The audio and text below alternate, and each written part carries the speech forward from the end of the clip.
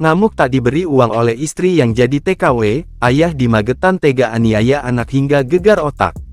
Bocah laki-laki berinisial MDS, terpaksa dirawat intensif di RSUD Dr. Sayidiman Kabupaten Magetan, usai dianiaya oleh ayah kandungnya sendiri Dedi Sulistiono, alias Pedet. Perlakuan keji yang diterima korban bukan cuma sekali. Bocah berumur 9 tahun tersebut seringkali menjadi pelampiasan amarah oleh tersangka di rumahnya, Desa Karangsono, Kecamatan Barat. Tidak sampai 24 jam, setelah meminta keterangan dan pemeriksaan saksi-saksi di rumah sakit, Dedi berhasil ditangkap Satreskrim Polres Magetan tanpa perlawanan Senin malam tanggal 2 Oktober tahun 2023. Diketahui, sehari-hari Dedi bekerja sebagai penjual es krim dan tidak memiliki pekerjaan tetap. Sedangkan saksi kejadian yakni nenek korban simpen.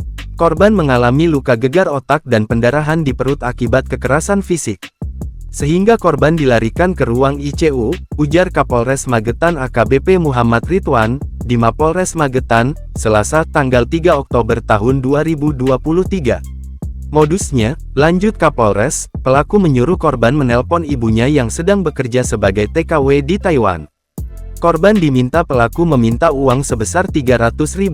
Ibu korban mengatakan tidak bisa memberi uang, karena belum memasuki tanggal gajian dan berjanji diberikan esoknya. Mendengar hal itu, tersangka marah hingga melakukan penganiayaan, jelasnya. Polisi menyita barang bukti tindak kejahatan, berupa pakaian yang dikenakan korban.